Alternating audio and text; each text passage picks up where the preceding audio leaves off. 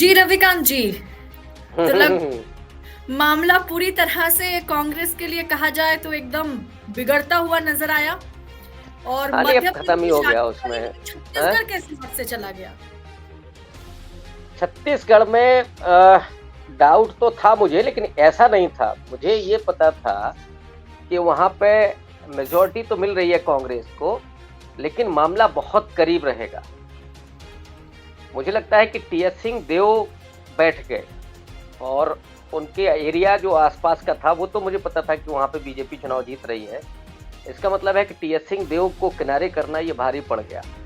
तो और दूसरा, वहां पे सेकंड लीडरशिप नहीं दी कांग्रेस ने। ये हर जगह गलती कर रहे हैं। बीजेपी ने जबकि वहां पे ओबीसी का अपना प्रदेश अध्यक्ष बनाया और 3 आदिवासी लीडर उनको दे, लेकिन बीजेपी जब 7 जातियों को के मन में ये पैदा कर दे भाव कि उसका सीएम बनेगा, और यहां सीएम एक ही है। इस समय देखिए, मोदी के आने के बाद एक बड़ा परिवर्तन हुआ इस देश में, वो है राजनीतिक महत्वाकांक्षा।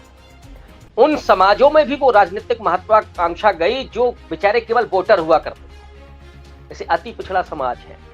और अगर मैं उत्तर प्रदेश के संदर्भ में कहूं तो नॉन जाटाऊ समाज दलितों में, या आदिवासी समाज आपका राजस्थान में, वो मीणा ही नहीं, नॉन मीणा। मीणा तो पहले से मजबूत है, ऐसे उत्तर प्रदेश में जाटाऊ पहले से मजबूत है, वो राजनीतिक चेतना संपन्न है। मजबूत होने का मतलब राजनीतिक चेतना संपन्न है। वो जातियां जिनमें राजनीतिक चेतना और महत्वाकांक्षा मोदी ने पैदा की, आप उसको क्यों नहीं भुना रहे? जब ओम प्रकाश राजभर खड़ा हो सकता है तो वहीं पे बीजेपी, जब ओम प्रकाश राजभर वहां से निकले तो उसने एक दूसरा राजभर पैदा कर दिया, अनिल राजभर को। ये काम आप भी तो कर सकते हैं, इसमें तो कोई रॉकेट साइंस नहीं है।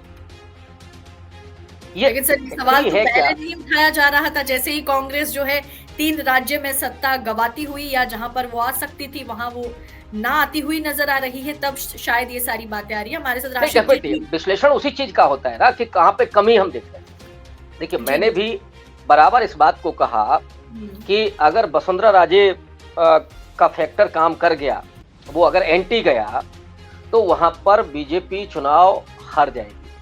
अशोक गहलोत की चूंकि नीतियां ऐसी रही हैं कि जिससे लोग प्रभावित हैं, लेकिन दलितों पर जो उत्पीड़न हुए हैं वो उत्पीड़न कहीं गड़बड़ ना करते। मैं ये बात कह रहा था, मैं ये नहीं कह रहा था कि कर ही रहे, क्योंकि मैं लखनऊ में बैठा हूं, या आदिवासियों की एक पार्टी है, वो अगर ये हंग असेंबली होती तो वो आदिवासियों की पार्टी के लोग इधर आते, कांग्रेस के साथ जोड़ते। ये मेरा फॉर्मूला था कि अगर हंग असेंबली होती है राजस्थान में, शायद मेरी आपसे बात हुई है, तो उसमें वो बीएसपी के विधायक चुन के आए या कोई और चुन के आए, वो कांग्रेस के साथ जाएंगे तो अशोक गहलोत सीएम होंगे। लेकिन कोई ये बात नहीं समझ रहा था कि वहां बीजेपी बहुमत पा जाएगी। और वो, और मध्य प्रदेश में भी मैं कह रहा था, ये जो 7 लोग उतारे हैं, आप इनको ये मत समझिए कि ये आपस में भिड़ रहे हैं। बीजेपी में ये अनुशासन है कि वो भिड़ने नहीं देते। उन्होंने समाज में महत्वाकांक्षा पैदा की। मैं चूंकि यूपी को ज्यादा जानता हूं, तो यूपी के बारे में बराबर कहता हूं कि आप ओम प्रकाश राजभर को क्यों लेके आए, उस समाज को मैसेज देने के लिए। केशव प्रसाद मौर्य, वो अभी फिर उनके बारे में चल रहा है कि वो चीफ मिनिस्टर हो सकते हैं, ये बीजेपी चला रही है, हम लोग भी उस पर डिस्कशन कर रहे हैं। लेकिन वो केशव प्रसाद मौर्य से ज्यादा मैसेज उनकी जाति को है, उनके समाज को है। ये लोग अभी नहीं समझ पा रहे हैं। जो लोग दिल्ली में या इधर उधर बैठ करके पॉलिटिक्स को जानना चाहते हैं, उनको ये नहीं पता है कि कास्ट कितना बड़ा फैक्टर है। उनको अभी भी लगता है कि नहीं साहब, हम संविधान की बात कर देंगे, लोकतंत्र की बात कर देंगे तो चुनाव हम जीत जाएंगे। राजनीति में जाति भयंकर रूप से काम कर रही है, और मोदी ने इसको और ज्यादा कस दिया है। और मैं इसको कहता हूं कि ये कांशीराम के फॉर्मूले को आगे लेकर के बढ़ी है बीजेपी।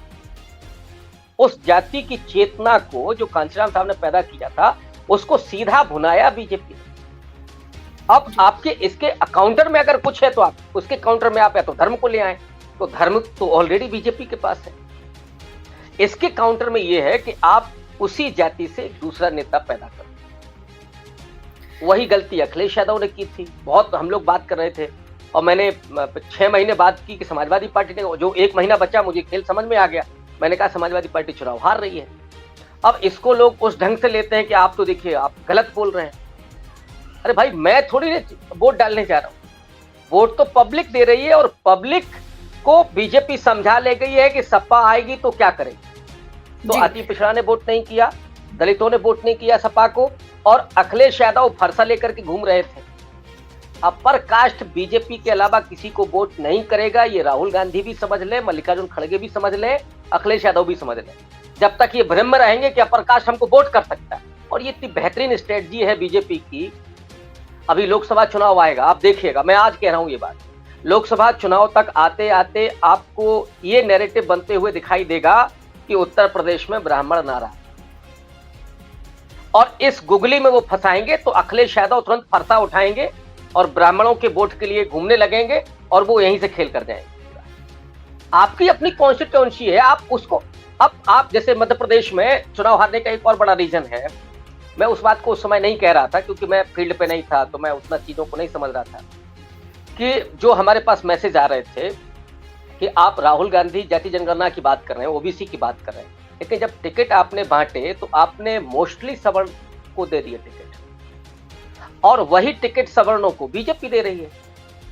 तो ओबीसी क्यों वोट करेगा आपको? और वो जैसे उन्होंने फॉर्मूला निकाल लिया है कि हमें मुसलमानों के खिलाफ दिखाना है तो मुसलमानों को टिकट नहीं देना है, वो टिकट हम अति पिछड़ा को दे देंगे जो कांग्रेस पार्टी या सपा मुसलमानों को टिकट दे रही है। तो उन्होंने नैरेटिव भी बना दिया कि देखिए हम मुसलमानों के खिलाफ हैं, लेकिन असल में जो उसने खेल किया है कि उसने अति पिछड़ा को टिकट दे दिया।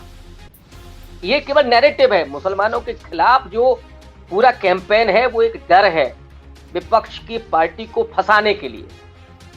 मैं ये नहीं कह रहा हूं कि समाज में ये डर नहीं है, वो है, लेकिन विपक्ष को डराने के लिए ये पूरा नैरेटिव है। मैं बार बार अपील करता हूं, मैं बार बार इस बात को कहता हूं कि पिछड़ा दलित सांप्रदायिक नहीं है। बीजेपी को वो वोट करता, बदायूं के आसपास आप चले जाइए, जो यादव है उत्तर प्रदेश का, वो कांवड़ ढोता है, और अभी बहुत सारे मैंने चैनल्स पर देखा, ये देखिए कांवड़ ढो रहा है तो ये भाजपाई वोटर है, वो सब सपा को वोट करता है। जी राशिद जी आप बताइए।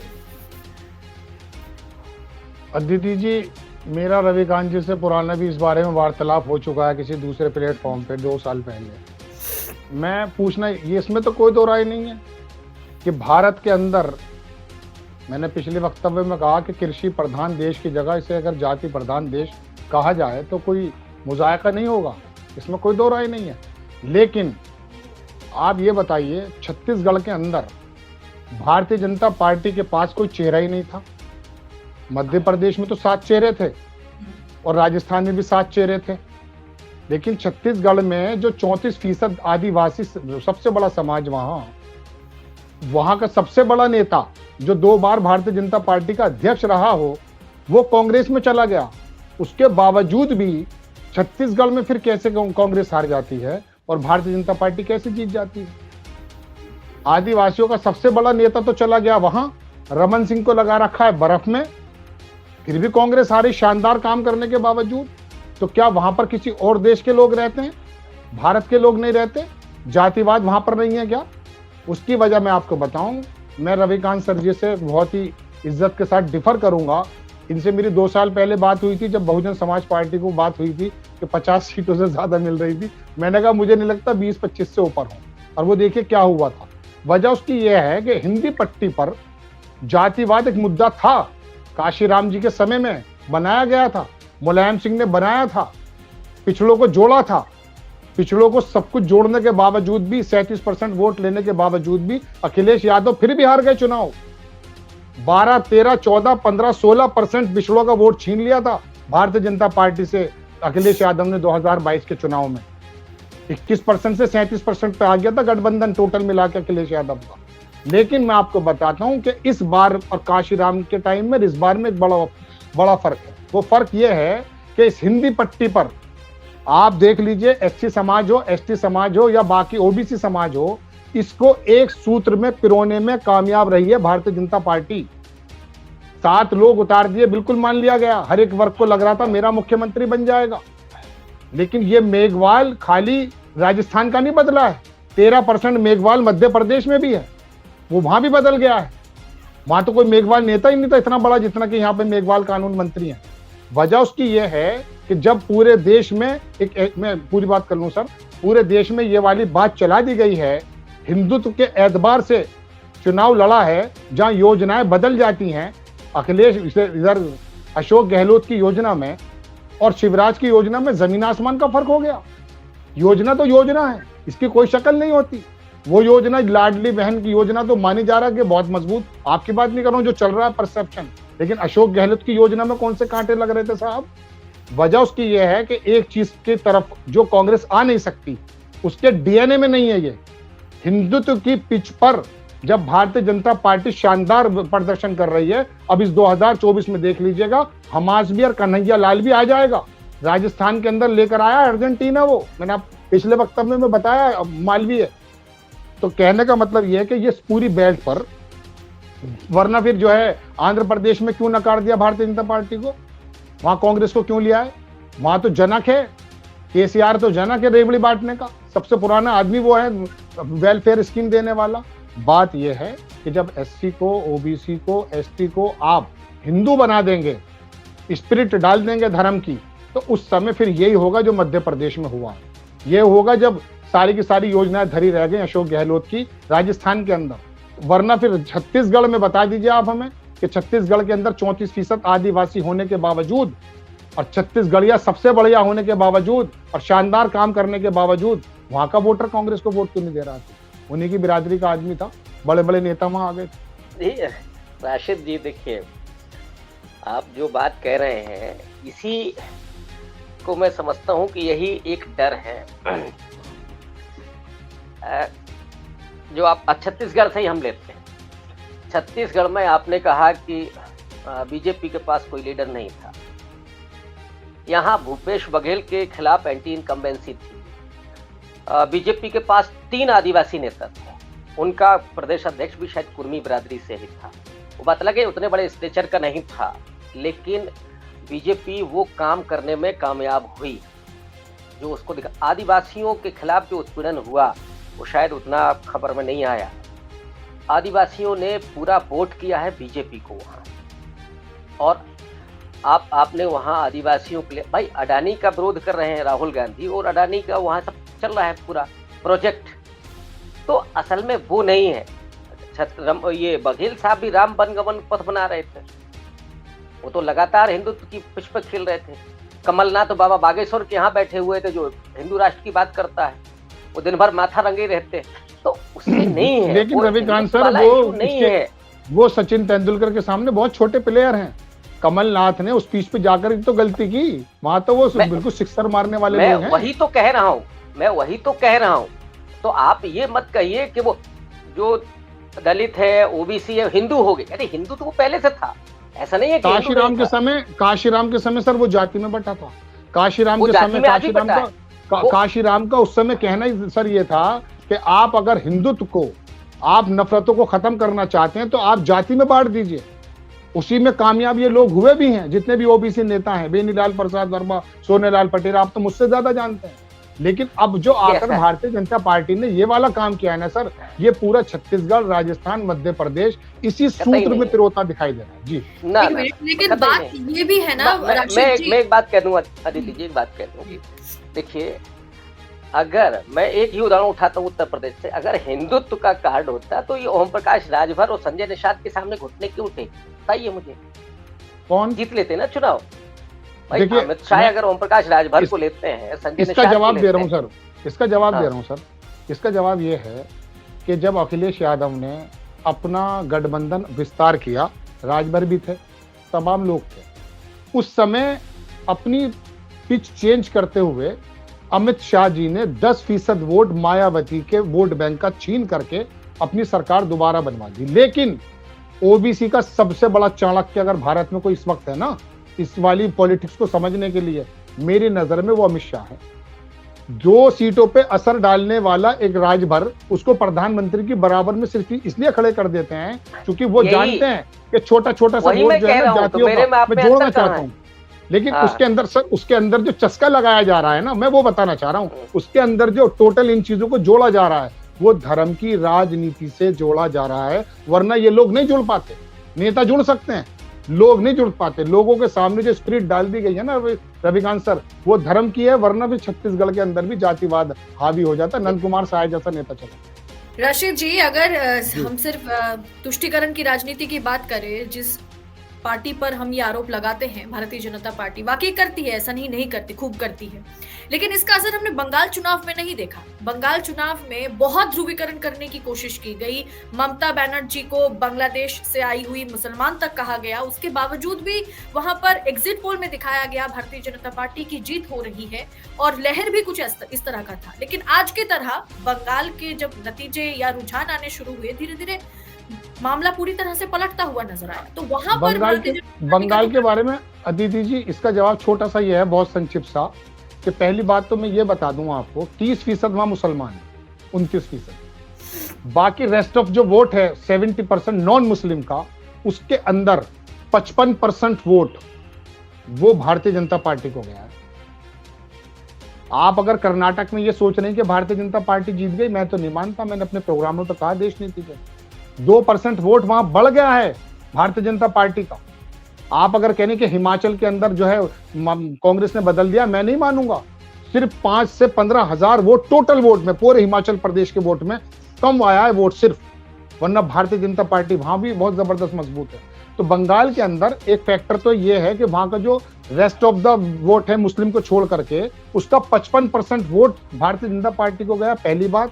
और दूसरा वहां मुद्दा, कभी कभी मुद्दे भी छोटे छोटे जो होते हैं ना, वो बड़े हावी हो जाते हैं। दीदी जी, रविकांत सर तो मुझसे बहुत तजुर्बेकार, हम तो सीखते हैं इनसे। हम बताएं आपको, वहां ममता बनर्जी ने पहले से बड़ी जीत दर्ज क्यों कर दी थी? एक तो 30% वोट आना ही उन पे था, आ गया वो। दूसरी बात, अंदरूनी और बाहरी का जो मुद्दा था ना, देखिए मैं एक बात मैं आपको बता दूं, उत्तर प्रदेश का, आज ही पहले उत्तर प्रदेश का होता है। मेरी उत्तर प्रदेश की क्रिकेट टीम अगर बंगाल से लड़ेगी, चाहे मैं कितना भी बंगाल में रह रहा हूं, मैं चाहूंगा मेरा उत्तर प्रदेश जीत जाए। इसी वजह से ममता बनर्जी ने बंगाल के अंदर, मैम बंगाल के अंदर जब ये कहा ना, ये बाहरी लोग आए हैं, ये गुजराती लोग आए हैं, ये बाहरी लोग, तो सारे बंगाल का जो एक, मैं कह सकता हूँ एक ख्याल था, वो ममता बनर्जी के साथ लग गया था। वरना ममता बनर्जी की तो जमीन उन्होंने खींच दी थी जब 55% वोट ले लिया था, 18-19 सीटें जीत ली थी। और एक बात ये दिखाइए, जहां एक सीट हो, जहां 2 सीट हो, वहां 75 सीट वाला कितना जबरदस्त कारिंदा होगा भाई। ये तो एकदम आप नहीं, वहां पर आपकी जमीन नहीं है। बात तो छत्तीसगढ़ी में भी है और वही बात तो राजस्थान के लिए भी है। अशोक गहलोत ने भी छत्तीसगढ़ में तो 15 बरस रमन सिंह रहे हैं ना, वहां तो भारतीय जनता पार्टी की जमीन रही है, वहां पे कोई अचरज नहीं था। लेकिन बंगाल के अंदर तो कभी कुछ था ही नहीं इनका। बंगाल में इतना जबरदस्त ड्रास्टिक चेंज, 55% वोट हिंदू का हमें मिल गया, उनको मिल गया। उस तरह से होता है। ममता की तो कोई पार्टी नहीं थी, फिर भी वो कांग्रेस से बाहर जाकर के पार्टी बनाती है और वो सीपीएम मतलब कम्युनिस्ट पार्टी को खदेड़ती हुई नजर आती है। तो इसी तरह से चीजें तो बदलता है ही। मैं सीएम की तरफ थोड़ा रुख करना चाहती हूँ। प्रोफेसर जी हमारे साथ है, राशिद जी भी है, कि क्या लगता है कि भारतीय जनता पार्टी की ओर से क्या किसे मुख्यमंत्री बनाया जाएगा, इसमें मामला फंस सकता है राजस्थान और मध्य प्रदेश में? या आपको लगता है कि मध्य प्रदेश में तो शिवराज जी को फिर से शायद प्रोजेक्ट करेगी बीजेपी, लेकिन मध्य प्रदेश में राजस्थान में क्या होगा और छत्तीसगढ़ में भी? उसमें अदिति जी, विजयवर्गीय का बयान भी आ गया है कि हमारे बड़े नेता तय करेंगे कि कौन बनेगा। वो तो है शिवराज चौहान को तो एक जमाने से ही आला कमान साइड लगाने के चक्कर में था, लेकिन वो आदमी ऐसा महानायक बनकर उभर आया है कि अपनी सीट से 1 लाख वोटों से ज्यादा जीता है वो बुधनी से। इसमें बिल्कुल साफ है कि मैंने आपसे पिछली बार में सुबह जब बात कर रहे थे हम लोग, मैंने कहा ना कि शिवराज चौहान को आला कमान ने जो साइड लाइन किया है, उससे मध्य प्रदेश के आम लोगों में ये बात है कि यार हमारा नेता उसको साइड लाइन कर रहे हैं, ये हमको इसको जिताना है। तो आप यकीन मानिए बहुत बड़ा फैक्टर ये भी है शिवराज चौहान के उसमें। वरना सचिन पायलट 25,000 से जीते हैं सिर्फ, और वहां पर जो है अशोक गहलोत जो है सिर्फ 25,000 से जीत रहे हैं। लेकिन यहाँ शिवराज चौहान 1 लाख वोटों से ज्यादा जीत रहे हैं। इससे पता चलता है शिवराज को, ये विजयवर्गीय कह रहे हैं चूंकि अब लड़ाई होगी, ये कह रहे हैं, हमारे सर बता रहे थे ना 7 आदमी है, उधर भी और इधर भी। अब सब लोगों के दिमाग में था। अब देखिए मोदी जी शिवराज चौहान को कैसे साइड लाइन कर पाते हैं। अगर साइड लाइन कर दिया तो 2024 में इनके लिए बहुत दिक्कत पैदा हो जाएगी। कर देखेंगे शिवराज को साइड लाइन। रविकांत जी आप बताइए, तमाम 3 मुख्यमंत्री शिवराज सिंह चौहान होंगे। देखिए ये साइडलाइन जो किया गया था ये मैसेज ये देने के लिए कि ये कोई भी हो मजबूरी सकता है। होगी, ये मजबूरी हाँ, होगी ना रविकांत सर, मजबूरी होगी, बिल्कुल मजबूरी, शिवराज को। ये अब एक मजबूरी बात होगी। क्या, एक बात और बता दीजिए, अमित शाह जी के लिए, योगी आदित्यनाथ जी के लिए भी ये खतरे की घंटी है, शिवराज जी का बिल्कुल है, मोदी जी के लिए खतरे की घंटी बहुत, वो तो उनके लिए तो है ओबीसी ही, चेहरा है, लेकिन ओबीसी मोदी चेहरा जी है। के- और ये हो सकता है कि जो मोदी के अगेंस्ट जो धड़ा है वो शिवराज जी के इर्द गिर्द अब आ जाए, लेकिन आज जो ब्रांडिंग होगी। एक बात है रविकांत जी, एक बात देखिए, इसमें माना जाएगा मोदी जी के बारे में कि जब इनसे ये कहा गया राजस्थान में कि वसुंधरा राजे एक बहुत बड़ा फैक्टर है, हम प्रॉब्लम में भी आ सकते हैं, शिवराज भी वाकई एक बहुत बड़ा फैक्टर था, तो वो बोले नहीं, कमल के फूल पर लड़ रहे हैं। ऐसा मतलब उन्होंने, ये कह सकता हूँ कि उन्होंने जो है ना ये टास्क लिया, उसमें कामयाब हो गए। तो इनकी आदत से जो है, जहां तक मैं वाकिफ हूँ, ये भी कह सकते हैं कि नहीं, ये कांटा इतना मजबूत ना हो जाए, शिवराज जी को हो सकता है फोन चला जाए कि आप साइड बैठिए, हम तो किसी और को ला रहे हैं, क्योंकि मोदी जी के लिए तो खतरा है ही वो। मुझे लगता है कि नहीं, शिवराज जी को वो नहीं करेंगे अलग, हाँ वसुंधरा को नहीं बनाएंगे जो मुझे लगता है, लेकिन वसुंधरा को नहीं बनाना भी थोड़ा मुश्किल में उनको डाल सकता है 24 की। देखिए मोदी जी जहाँ सोचते हैं, मुझे लगता है कि हम लोग वहाँ नहीं पहुँच पाएंगे। एक बड़ी स्ट्रेटजी होती है और कई चीजें जो मुझे रिजल्ट के बाद ही समझ में आता है ना कि आदमी कहाँ सोच रहा था, वसुंधरा कुछ का चीजें जो पकड़ में विकल्प आती हैं। वो जो उनकी जो सिस्टर है, क्या नाम, वो 75,000 से जीत गई है, तो उनके पास तो विकल्प है, ज्यादा नाराजगी नहीं होगी कि हाँ दिया कुमारी को बना देते हैं। लीजिए बताइए। नहीं, वहां अगर बनाएंगे तो बालक दास को बनाएंगे, जो मुझे लग रहा है। योगी के अगेंस्ट एक ऐसा खड़ा करना है चेहरा कि आगे आने वाले समय में योगी को, और वैसे भी मोदी जी सरप्राइज देने में बहुत माहिर हैं, कोई भी हो सकता है, वही मैं कह रहा हूं। कुछ भी नहीं कह सकते।